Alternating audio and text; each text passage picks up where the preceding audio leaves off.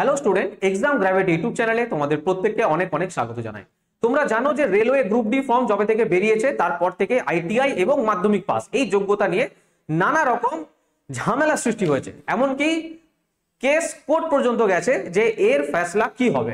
এই নিয়ে তোমাদের আমি 3-4 দিন আগে একটা ভিডিওর মাধ্যমে ডিটেলসে বলেছিলাম এবং বলেছিলাম নেক্সট যদি কোনো আপডেট আসে কোর্ট কেস সম্বন্ধীয় আমি তোমাদের সম্পূর্ণ এখানে তথ্য দেবো। ঠিক আছে, তো তথ্য যা কিছু এসেছে বা নেক্সট যে আপডেট এসেছে সেটা স্টুডেন্টদের জন্য একদমই ঠিকঠাক নয়।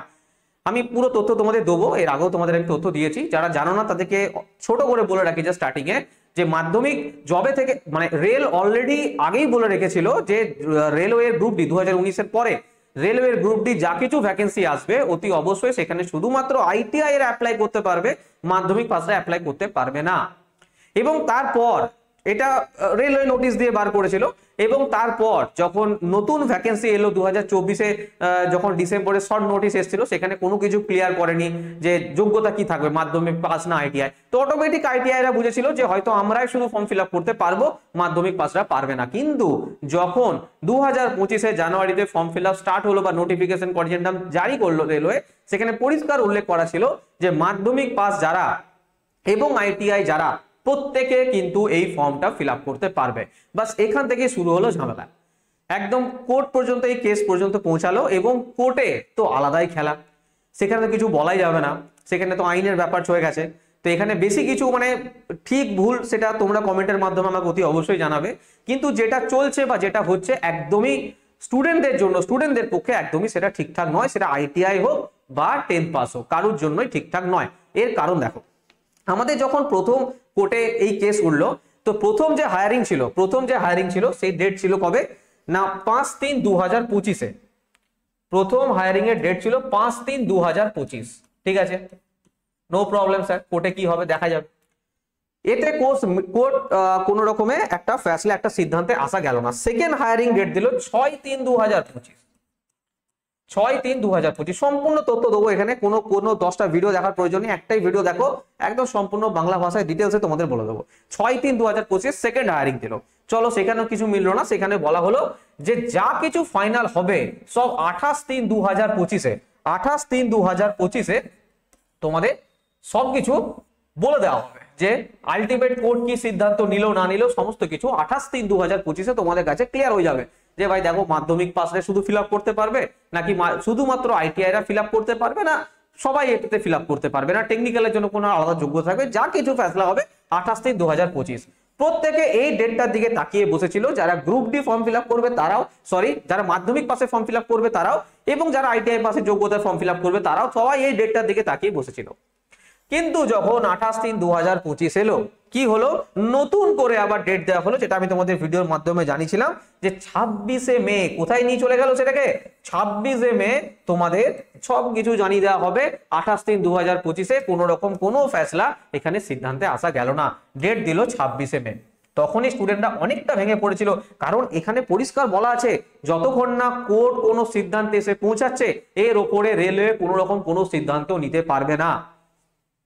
ঠিক আছে, তো 26 মে এটা ছিল ডেট, কিন্তু হঠাৎ করে আবার নতুন ডেট এসে পৌঁছালো গতকাল, কি না 26শে মেও নয়, কারণ এখানে যে জাজ ছিলেন এইখানে মানে এই কোর্টের ফয়সলা শোনানোর জন্য আইটিআই মাধ্যমিক পাসের, সে অন্য একটা মানে অন্য একটা কেসের জন্য তাকে সেখানে স্থানান্তরিত করা হচ্ছে। ঠিক আছে, তো এখানে কি হবে, নতুন জাজ এসেছে এবং নতুন জাজ এসে বলছে না 26শে মে আর আমরা করতে পারবো না, এটা করে দেবো 26শে জুলাই। তো এখন কোর্ট বলে দিয়েছে পরিষ্কার যে 26শে জুলাইয়ের আগে কোনো রকম কোনো সিদ্ধান্ত আমরা জানাতে পারবো না। বোঝা গেল? এবার ব্যাপার হচ্ছে যে 26শে জুলাই তো ডেট দিয়েছে, এখানেও তো গ্যারেন্টি নয় কিছু যে 26শে জুলাই এই সিদ্ধান্তে এসে পৌঁছাবে এবং বলে দেবে যে ভাই চলো এটা ফাইনাল।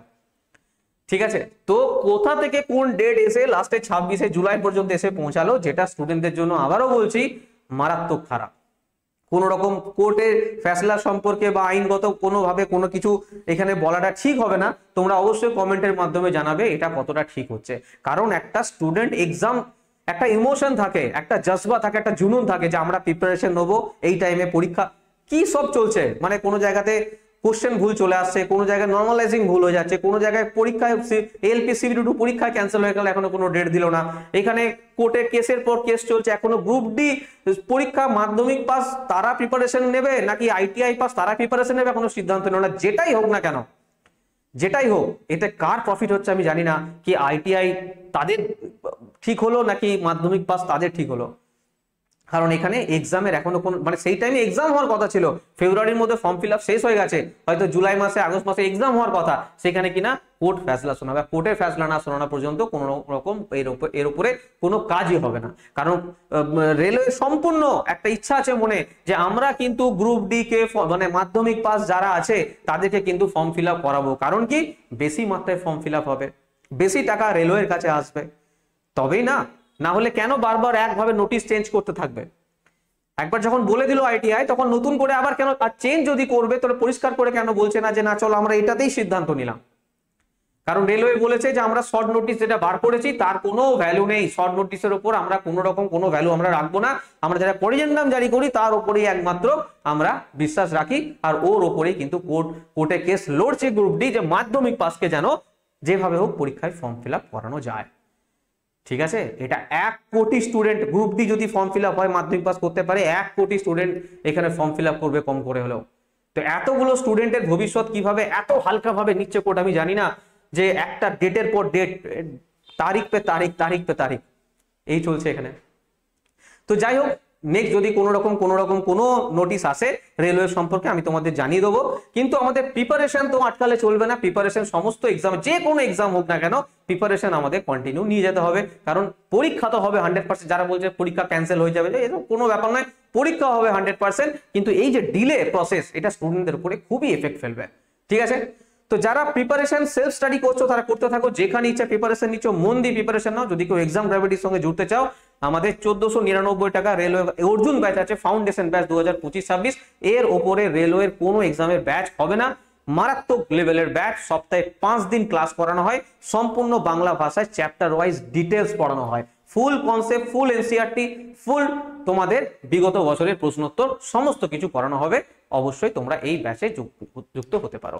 এছাড়া কেউ যদি মনে করো প্রিভিয়াস ইয়ারে তোমরা বাংলা বই পড়বে, 2016 থেকে 2022 যত প্রশ্ন এসেছে রেলওয়ে সমস্ত এক্সাম, একদম চ্যাপ্টার ওয়াইজ সম্পূর্ণ বাংলা ভাষায় তোমাদের জন্য এই বই বানানো হয়েছে। কোনো গুগল ট্রান্সলেট বই নয় যে মার্কেটে 100-200 টাকায় যেগুলো পাও সেরকম ভাববে না, এরকম কিছু। এই বইগুলোর পিছনে প্রচুর পরিমাণে সময় এবং প্রচুর পরিমাণে স্টুডেন্ট নিয়েছে, তারা জানে, তারা রিভিউ দিয়েছে, তোমরা দেখতে পারো কি পরিমাণ তারা হেল্প পেয়েছে। এই আমাদের ম্যাথামেটিক্সের বই আছে, জেনারেল নলেজের বই আছে এবং জেনারেল সায়েন্সের বই আছে। এই তিনটে 2016 থেকে 2022 যদি বই যোগ করা হয় 17,000 প্লাস কোশ্চেন হবে এখানে। তো অবশ্যই তোমাদের জন্য মারাত্মক হেল্পফুল হবে। একদম হোম ডেলিভারি পেয়ে যাবে তোমরা। Simple exam gravity application install করো, ইনস্টল করে বুক সেকশনে যাও, ওখান থেকে ডাইরেক্ট অর্ডার দিতে পারো বা পেড কোর্সে গিয়ে যে কোনো তোমরা কোর্স নিতে পারো। এগুলোর তোমরা পিডিএফও পড়তে পারবে, কিন্তু পিডিএফ কি না, পিডিএফ প্রিন্টেবল হবে না।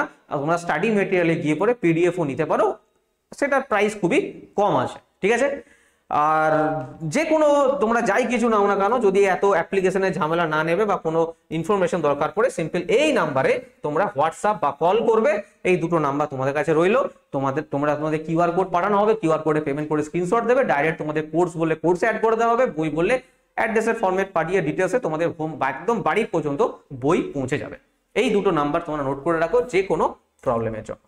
ঠিক আছে, নেক্সট যদি কোনো আপডেট আসে আমরা অতি অবশ্যই জানাবো, তার জন্য তোমরা চ্যানেলটাকে সাবস্ক্রাইব করে রাখতে পারো। আর অবশ্যই কমেন্টের মাধ্যমে জানাও কোর্টের এই যে সিদ্ধান্ত নিচ্ছে, এই যে ডেটের পর ডেট দিচ্ছে, তাতে তোমরা কতটা খুশি।